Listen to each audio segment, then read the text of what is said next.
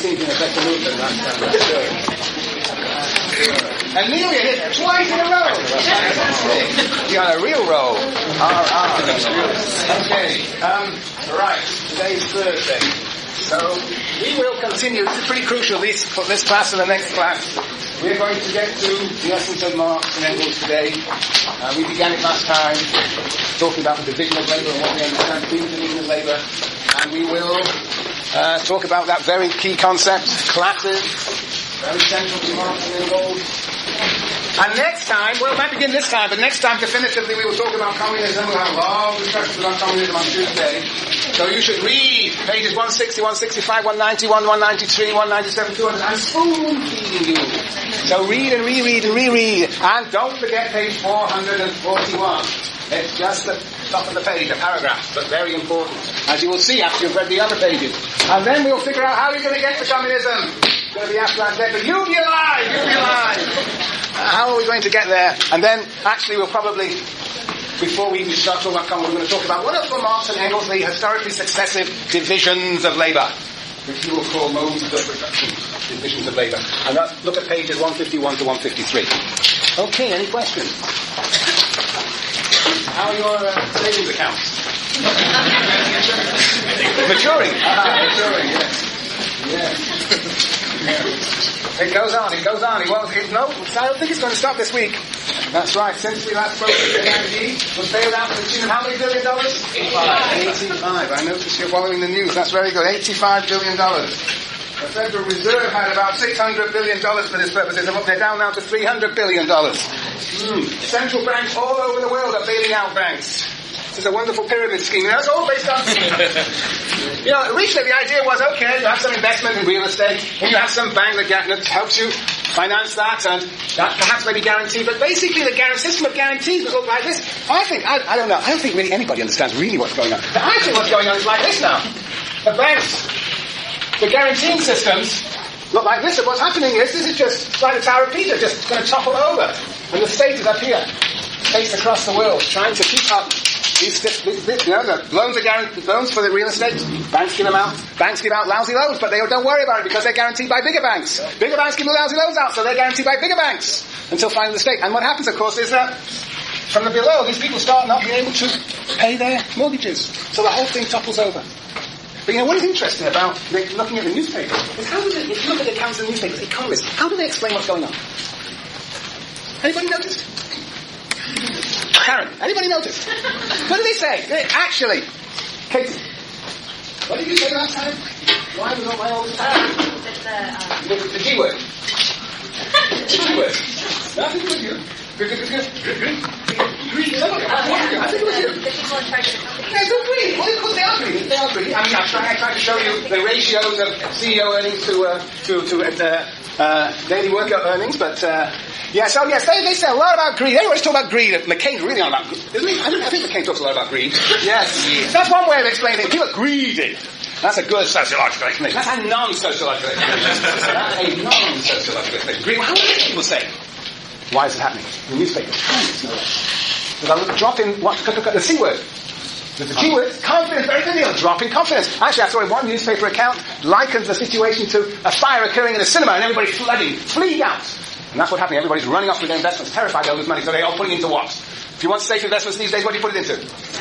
Gold. You buy up some gold. Take the money out and buy gold shares, or government bonds, or treasury bonds, right, yes. But everybody's fleeing out. So there's a lack of confidence. So everybody's trying to shore up, so the state's going to shore up confidence. That's another psychologistic explanation, yeah.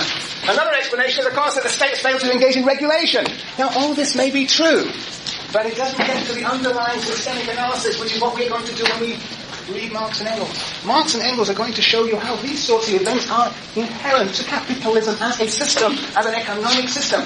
Now, he couldn't quite probably, you have to be, in a sense, move beyond the writings of Marx to figure out what's going on systemically. But Marx and Engels are going to give you an idea how to think about an economic system. So it's not just that greed and confidence and regulation. These are, in a sense, the consequences of a prior system. Nobody seems to be talking in the newspapers anyway about the system of capitalism. The word capitalism doesn't even appear Interesting. Very interesting. Cool, we got quite a collection here. Okay. Right, so that's the motivation to read Marx and Engels. Now look, we're only going to get to the systemic character of capitalism after we have built up the foundation of the theories of Marx and Engels. The theory of Marx and Engels. So we are like with Smith, we're going to build it up slowly. It's going to take longer because it's more complicated than Smith. So don't get frustrated. Just have confidence in me that we will get to a systemic understanding of capitalism. Okay, very good. Any questions? Okay. Summary. Let's see if I can do a quick summary today. I'm always trying, and I never succeed, but we will see. Smith, what have I got? I've got 4 points. First point, Smith versus Marx. Very simple. Smith says universal opulence will result from division of labour. Marx says polarisation, wealth and poverty will emerge from division of labour. Smith says potentiality will be realised through development and division of labour. Marx says potentiality will be denied through the development and division of labour. Smith says, basically, what populates the world are individuals. Marx says, yes, there are individuals, but there are also classes, class actors. People come together and act collectively, something that Smith doesn't appreciate the importance of. And finally, Smith is really interested in combining science and policy. He develops his scientific understanding of the economy and society and how it develops, and on the basis of that, make proposals to governments, in particular, the reduction of the monopolistic control of trade. Whereas Marx has no confidence in governments that they will do the right thing, and so for Marx, science is indeed important. His theory is a scientific theory of how the economy and society change and transform themselves. But he sees the vehicle of transforming society in the direction of what he will call communism, not in states, but in a revolutionary working class. So for him, his audience, in a sense, is ultimately the working class, encouraging them to seize control of history. What that means is precisely what we are going to examine in the next 2 weeks. Okay, so one says science and policy, the other is science and revolution. Alright, that was my first point, Smith versus Marx. My second point, Hegel versus Marx, or Hegel versus Marx and Engels. First we talked about the meaning of ideology. An ideology is a system of beliefs, a coherent system of beliefs, an illusory coherent system of beliefs. Illusory in the sense that it is a partial truth. But it is a truth that people are firmly committed to and convinced by. Though as sociologists we are very skeptical of it from time to time. But in pointing about an ideology, it's a system of beliefs, but it grips people, possesses people, and impels them to act in certain ways. Just as the American ideology, the idea that if you work hard that you can climb the social ladder, people genuinely are committed to that belief. And it has a truth because some people have succeeded, but many have not. Most have not. In fact, the obstacles are quite great, but people still believe in this American ideology. And finally, the final feature of an ideology is that it justifies and obscures reality. It justifies the existing world or a future world and obscures parts of the existing world. That is what we mean by an ideology. A illusory system of beliefs that grips people and obscures and justifies reality. The German ideology, the specific ideology, and Marx and Engels characterize this ideology as the view, the illusory view, that ideas drive history forward. That history is the unfolding of consciousness, the unfolding of spirit, the unfolding of ideas. The idea, of course, that intellectuals will play a central role, therefore, in history. This is, Marx and Engels say, an illusory set of ideas, therefore an ideology, a German ideology. It is the ideology of German philosophers. And, of course, primarily amongst the philosophers is a gentleman by the name of Hegel, who epitomizes this view of history as the unfolding of consciousness, and has a set of disciples, the so-called young Hegelians, who are critical of Hegel, who will try and bring him down from heaven to earth, who try and translate the unfolding of spirit into the unfolding of human potentiality. Instead of worshipping some ethereal spirit, the young Hegelians are a set of glorifying human beings and their potentiality. The idea of human beings, the idea of their potentiality. They are, say Marx and Engels, still idealists, still wandering around in the realm of ideas, counterposing one phrase to another phrase. They are not coming in touch with the real concrete relations into which men and women enter as they transform nature. They are wandering around in the realm of ideas, but they never get down to the real concrete social relations, the real connections into which actual existing human beings enter. So that's the second point.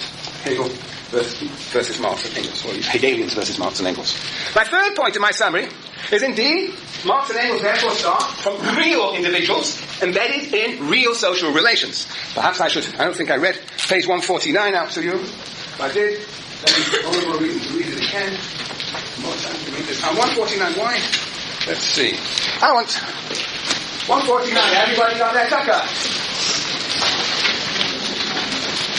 Very good, very good. I see you're spontaneously showing me your tucker. Okay, where are the group of people? I know they must be such good people here on my right.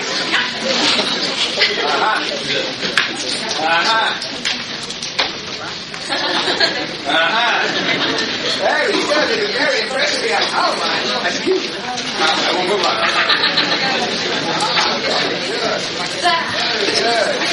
Good. Terrific. Okay. I don't notice many hands on the right. I need to go there. So my left here should be more active in this class and not be oppressed by this weight of intellect down at the front. Yes, okay. Very good. 149. Who wants to read this out? Conrad, where's your tucker? All right. Read out. See if you can compensate by loud, clear enunciation of the writings of Marx and Engels. On the bottom of the page, 149, the premises. The premises from which we begin are not arbitrary ones, not dogmas, but real premises from which abstraction can only be made in the imagination. They are real premises, not arbitrary, not dogmas, but real premises from which abstraction can only be made in the imagination. These are concrete, real premises. He's really trying to convince you this is where you should begin the understanding of human beings, society, and history. Yes, go on. They are the real individuals. The real. Notice how many times he says real. Go on. Their activity and the material conditions under which they live, both those which they find already existing and those produced by their activity. These premises can thus be verified in a purely empirical way. It's obvious. You know, these premises are just obvious. They can be examined and verified in a purely empirical way. Just look around and you'll see how true they are. Well, what are these four premises? Very good. Thank you, Conrad. The four premises are none other. You see them on the next page. Premise number one is, in order for there to be history, there must be human beings. If there are human beings, they must live. If there's a live, they must produce the means of their existence. And it is not that they gather that means of existence from the world. They actually transform nature to produce the means of their existence. So that's the first premise, production. The second premise, which we said about founding, what gets history going, what makes things change, is that human beings are such entities that when they satisfy one set of needs, what the satisfaction of one set of needs leads to new needs. If we want venison, we need bows and arrows. If we need bows and arrows, we start cutting down trees. This is a series of processes in which needs lead to new needs. Needs lead to new needs. That's what propels history, no matter what is the division of labour, no matter what society. Marx and Engels thinks it's true of all periods of history, that needs lead to new needs.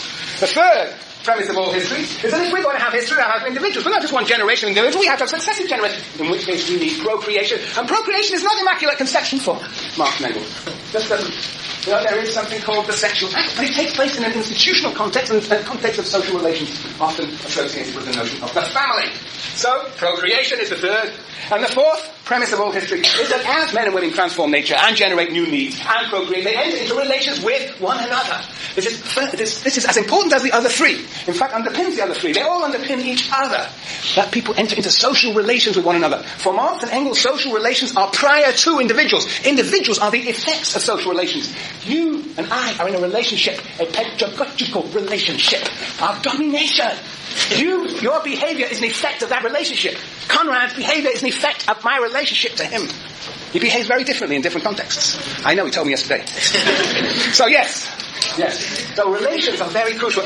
Basically, the unit of analysis for Marx is the relationship rather than the individual as such. Okay. That was the third part of my summary.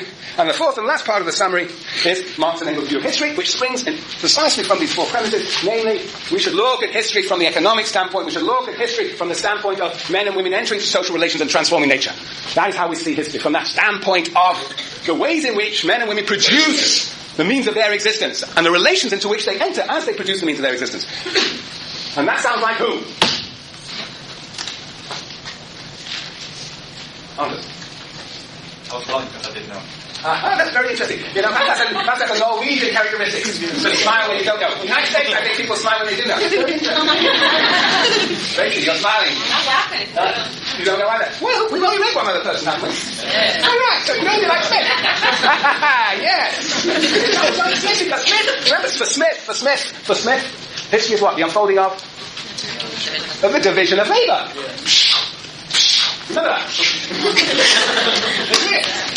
There you go. Division of labour, time, division of labour. Yeah. And it sounds like Marx is saying something similar. That in contrast to Hegel and the young Hegelians, but history too is the moving forward, or the moving of the division of labour. History is to be understood